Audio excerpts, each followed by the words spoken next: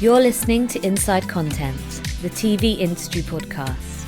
This show is brought to you by 3Vision, a global TV industry consultancy specializing in content acquisition, strategy, research, and business development. Each episode, we give you VIP access to the views and experiences of senior TV executives and discuss the latest TV industry trends and insights. Welcome to Inside Content. I'm Toby Russell, CEO of 3Vision, and today I'm joined by Paul Heaney, founder and CEO of BossaNova Media. On this episode, we delve into the unscripted content space, exploring BossaNova's strategy for distribution of their factual content, as well as their innovative approach to development and acquisitions. Hi Paul, thanks for joining me on Inside Content. Hi Toby, how are you? I'm really good, thanks. I'm really looking forward to our conversation today. We've had lots and lots of discussions recently on the podcast about scripted content and quite a lot about the world of AVOD and fast channels. So I think it'll be great for our listeners to dive into the world of unscripted content. So maybe you could kick off by giving us a bit of an overview of BossaNova Media, the content you focus on, and your overall strategy. Yeah, with BossaNova Media, I've had the, I suppose you can call it the fortune to be able to start another business. And I suppose with this, the luxury of having a go at it a third time means you can suddenly look at things you've done before and realize that there are shortcuts. Not to say that you're not learning something all the time, which we are. The team together now, lots of whom I've worked with before, but safe to say all of us are learning all the time, every day. We're picking up something. Everyone always talks about being lean and mean, but we definitely do mean it with this one.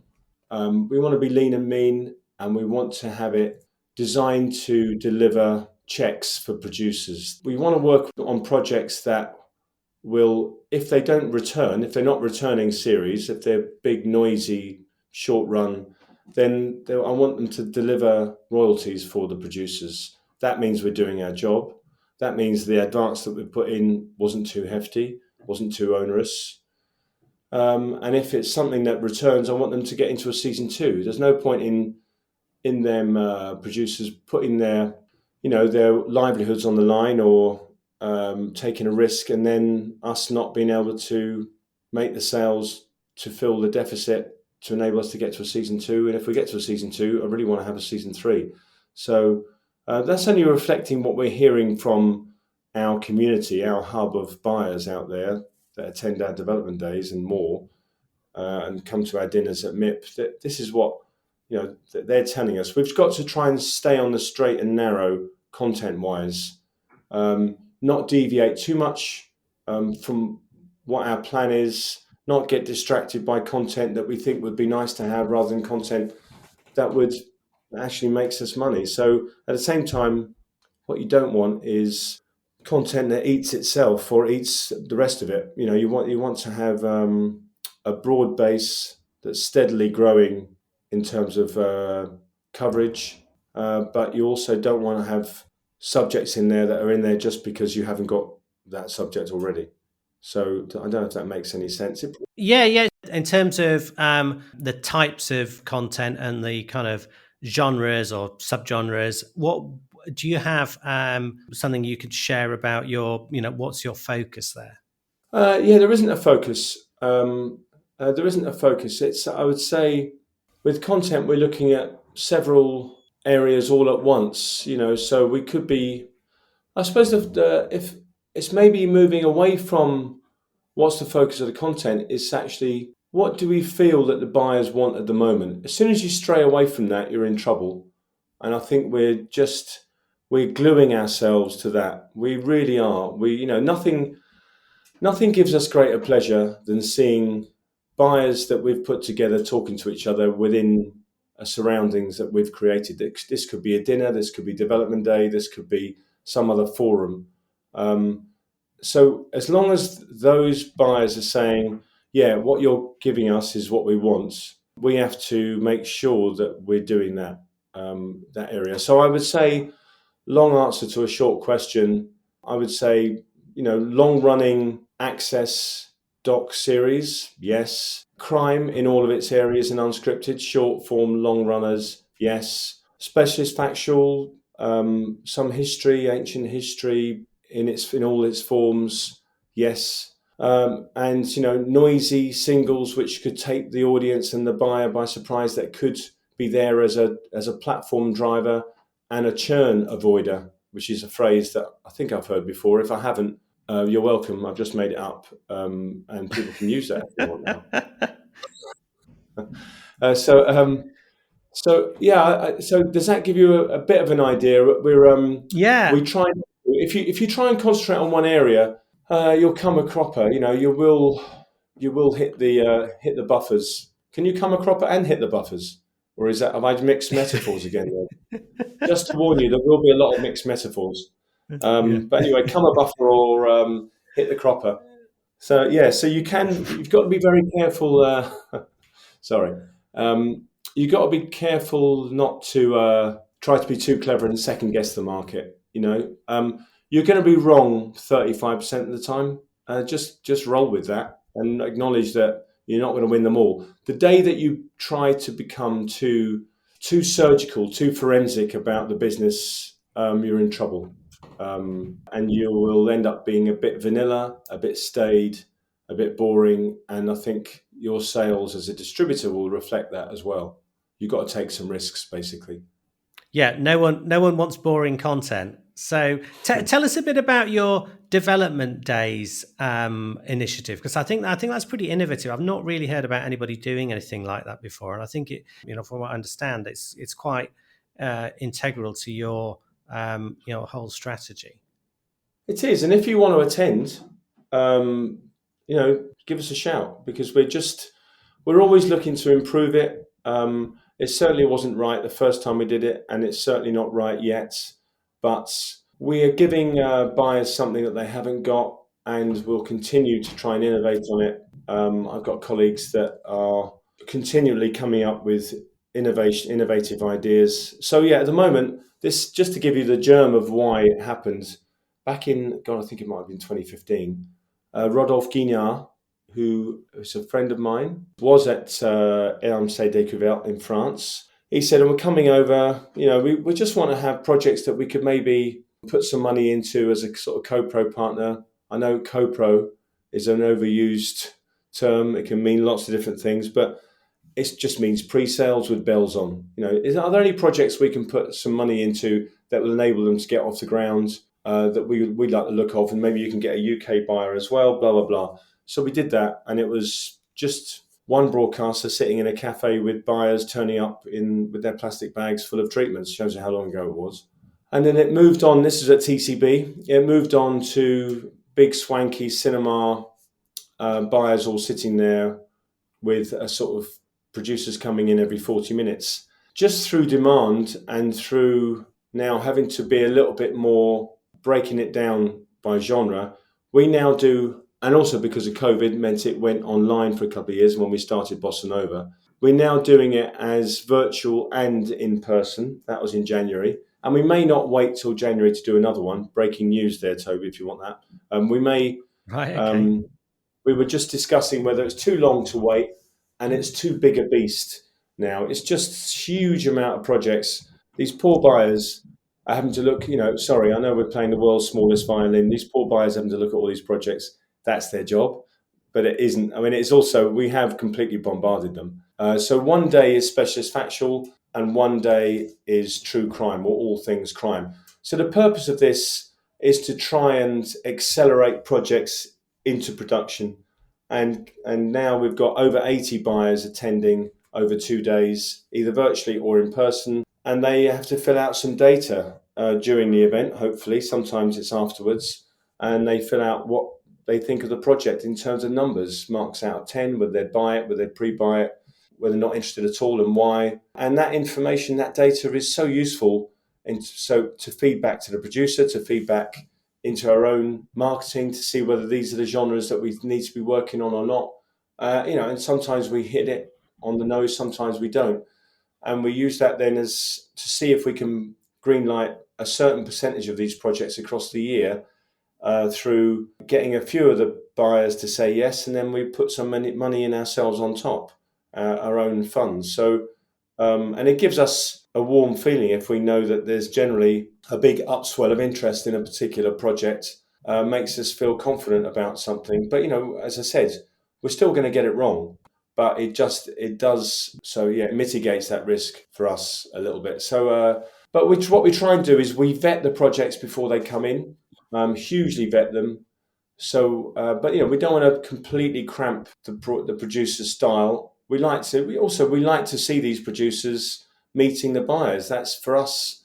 If they get a chance to do that, that's a great thing. They get a chance for the buyers to meet these producers, or at least be in the same room as them. That's only good news, and we're happy to be able to enable that.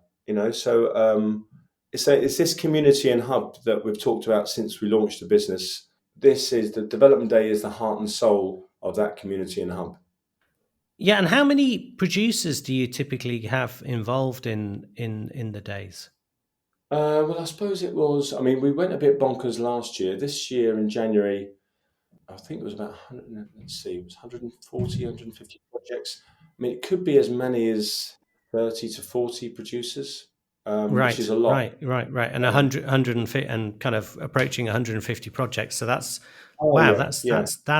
Yeah, That's a lot. That's a lot. It's a lot. It's a I can see huge that. amount. I'm asking a lot of my colleagues. The machine, of BossaNova is now 8 people, but that's a lot to be put under it. And Jasmine, my colleague, she took a lot of the technical side on herself. I mean, she took all of it on herself, if I'm honest, and she more or less ran that event single-handedly, incredibly. Yeah, so we'll have to try and make sure that we don't put her under so much pressure the next one. But she somehow, I don't want to say she enjoys it, but she sort of does afterwards. I think it was a ridiculous amount that we put under her, gave her responsibility-wise. But in a way, it was. She should also be proud of herself because it was a very successful event. Yeah, it sounds amazing. Sounds amazing. Yeah, but the challenge now is we've got to make sure these projects. It's all very well talking about this, and I can hear producers, voices in my head saying, "Yeah, but hang on, what about our project?" Yeah, exactly. Not that we can greenlight every project or even have absolutely cut glass feedback for every project, but at least we can show something positive coming out of it. Yeah, so you talked a little bit then about the funding that you put into projects, and I know you have you brought in a kind of shareholder to help, I presume, to help with your ability to finance shows. Can you tell us a little bit more about that? About how do you work in that way? How do you assess what you might put in? What sort of percentage would you put into a show? Yeah, I mean, it's a good question. I mean, it can be just, sometimes it's 100%. And we have gone into certain projects and just completely funded the whole thing, which is on a bit of a wing and a prayer. But generally, we're very, very confident that this is going to, will fund itself and get into the black. But generally, we'll look at something, we'll just need a tiny amount of funding. So we have a rolling cash facility that we use just for acquisitions. It's only used for acquisitions, just ring fenced only for content, which Night Train, when they came on board, stipulated that they're our partners and we work brilliantly with them, and they want us to replicate and build on and improve on what we've done before, but use this fund to try and accelerate it. But we don't want to. I think with BossaNova, what we've learned from the past is not to grow too quickly and not to have too much content. I think I've looked at how we were in the latter years of TCB, and we were, under the terms of how we were bought at the time, we were under orders to grow at a very fast rate, which is sometimes very exciting, which I felt at the time. When you look back, you think it was reckless. And we don't need to grow that fast, even though BossaNova will be, I don't know, one of the fastest growing distributors in the UK this year, I'd say, already. But we don't need too much content. I think we'd like to grow a slate that the salespeople can identify with and the buyers can identify with, and we don't feel as though we're going to bombard them with too many projects. We want to feel that we are narrowing in and being quite surgical with our choice of content. And I think that puts less pressure on the buyer and on the seller as well. They can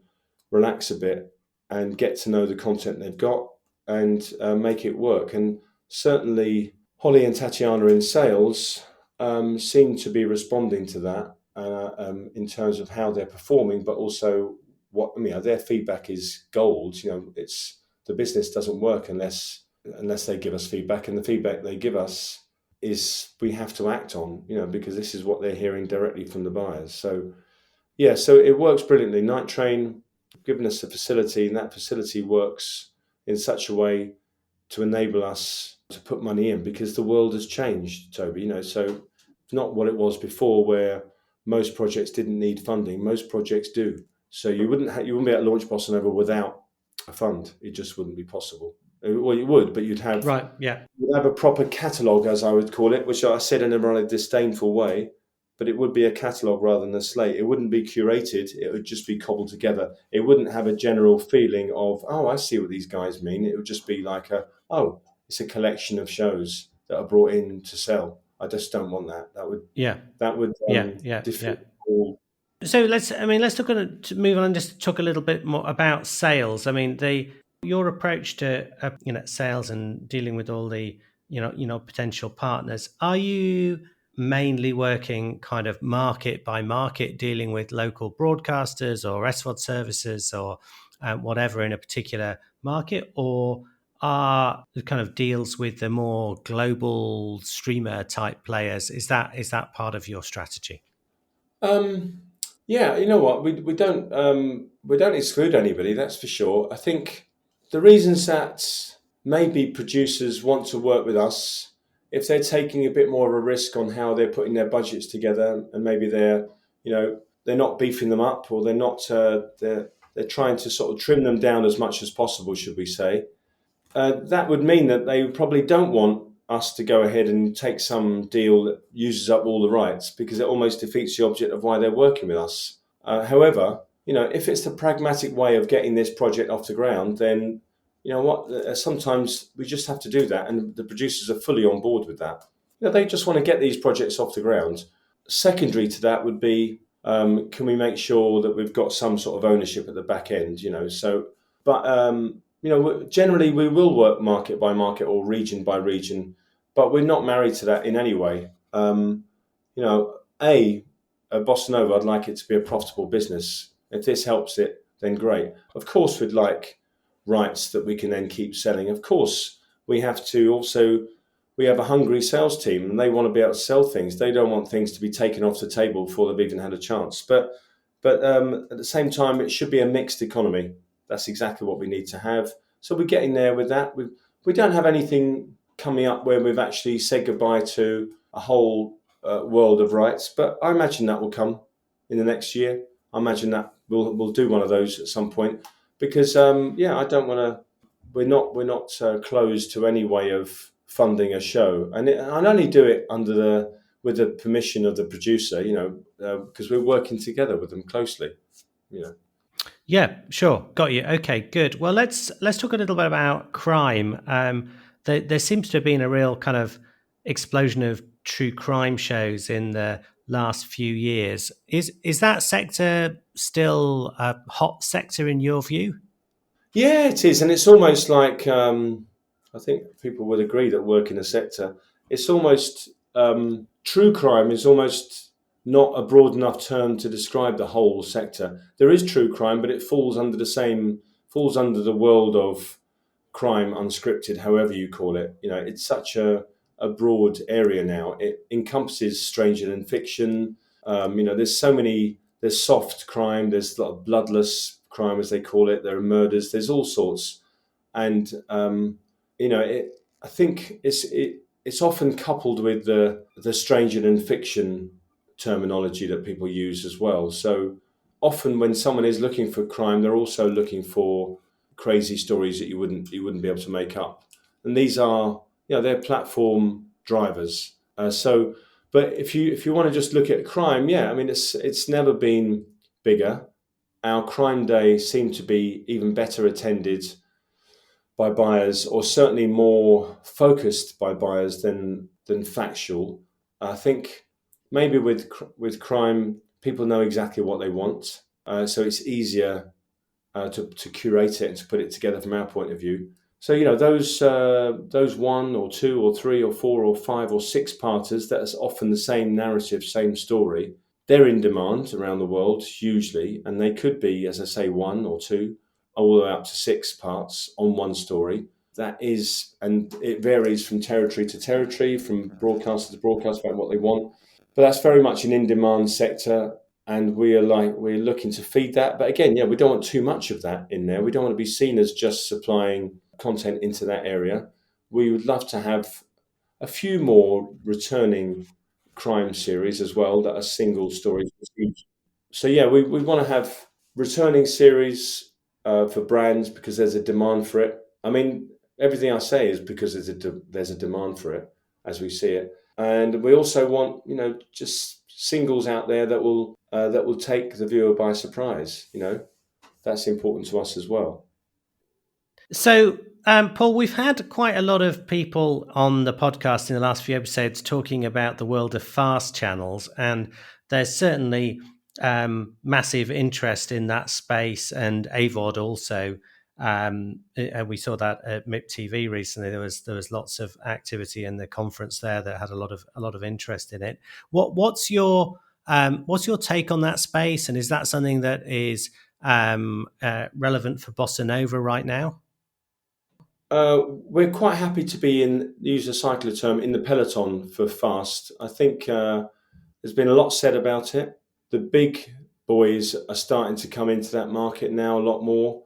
So I do think it's the quality of channels will start to go up, and we don't want to panic and upload content onto numerous fast channels just because there's a sort of upswelling of opinion about it. We will when the time is right. And remember, we don't have huge amounts of content, so to get the most out of fast channels, you really do need to have a huge well of content that you can constantly refresh. And so we don't necessarily want to do this and run away and do it now. If we see the opportunity and it's a good idea for us as a business and a good idea for the producers that we're selling content on behalf of, then great. But we don't want to, there's a lot of non-exclusivity out there, which is fine. So we're slowly but surely getting in there, but we don't see that it's something that we're missing out on hugely right now. But with AVOD, it's part of the whole package of rights. There are separate AVOD channels. AVOD channels are part of what people would call linear deals, but there's no such thing really now as a linear deal. It's to try to separate the two is foolhardy, if you ask me, because we're all in one digital platform, and in certain markets, often the so-called analog channels are really only now in a digital landscape in any case. So there certainly will be more division of rights even within AVOD and within fast, and it's happening right now, which is fine. And we have to make sure those divisions keep coming through, because then we're exploiting the rights in the right way. But our revenue's good, and we're going to make sure it keeps going up. But we're not panicking about launching content or spending money on launching our own channels just yet. It's if opportunities come along, and they may do, we're going to make sure we're in there pretty quickly. One of the points that BossaNova want to be is that being lean means you can be fast moving. So if we see the opportunities, and Claire, my colleague, business affairs, she's very keen to point out the upside, but also potential downsides of these as well. So we just got to make sure that we're looking at it as a company-wide whole. Is it a good thing for us to do? Great, thank you. So let's talk a little bit about the shows in your pipeline that you've got coming up. What are you most excited about? Good question. I'm just what we've just launched at MIP TV. We launched quite a lot of true crime as well as returning series, and we're just now making sure that all of that comes through as sales for the next half of the year. I mean, what we really don't want to be doing is trying to sell shows that haven't actually arrived. I mean, The Cannibal Next Door is just arriving now. And so a lot of the buyers, it wasn't ready in time for market MIP. So the Cannibal Next Door is, that is something that we think the buyers will be into. Channel 5 commission, Playboy Secrets about Hugh Hefner. We think there'll be interest there as well. So yeah, there's quite a lot there because a lot of returning series and then a few noisy one-offs sort of sums up how we're trying to keep the business going. And how what's the sort of typical timing of when you take a show to market? Are you waiting till it's it's fully produced and you've got a kind of premiere date on a commissioning broadcaster like you mentioned Channel 5, or are you selling much earlier? Really, you should be waiting until the whole thing is ready, because then you've got the pick of the best episodes as well. So it's much better news for us to do it that way. But sometimes you just can't. Sometimes you have to get it out there. So So I mean, along with things like Cannibal Next Door, we know they're going to have to see that before they put their money into it. So that's fine. Other shows where you've done a sizzle maybe, or you're looking for a pre-sale, like the first one, Ancient Egypt by Train, we launched that we did launch that this year when we only had maybe 2 episodes ready, but we think they won't take long to make their mind up about that. There's other shows they probably will. We've got Elizabeth Queen doc coming out from Channel 4, Elizabeth II, Making of a Monarch. There's a lot of royal shows out there, so we know that the buyers will want to see this one before they commit. Castle Secrets, which we think will be the beginning of a franchise. Again, it's not enough to do a sizzle of that and expect the buyers to come running in. They will want to see exactly how that looks because it's a competitive market history in that area, or done in a sort of commercial way. All of these, most of them do need to be finished, and if we're looking for finance, that's different. Whereas that's almost a different way of pitching, and they won't be the same launch list. We'll almost have 2 separate lists, one of which is these are our finished shows, and one of which these are the ones that we're trying to get off the ground. Great. That's really, really interesting. So this has been a fascinating conversation, Paul. Thank you very much for coming on the show. I'm sure our listeners are going to get loads of really great insights out of this. And I think some of them will be interested to come along to your development day, because that sounds like a really, really great event also. So Paul, thank you very much. Yeah, if any producers want to talk to us, it's Claire Runham, who just joined us recently. So and we now have an acquisitions team with Jasmine's part of that team as well. So we've gone from producers not really, they've been contacting me and I've been dropping the ball left, right and centre, to now there's Claire and Jazz working in that department. So hopefully that will help. But I'm hoping there was some insight in there. If there is something that helps, then I'm very happy about that. So thank you for inviting me along. Okay, great. Thank you very much. Thanks for listening to this episode of Inside Content, the TV industry podcast brought to you by 3Vision. With decades of TV industry experience and real-world success, we know the ins and outs of the market like nobody else. To learn more about our TV consultancy services, head to 3vision.tv.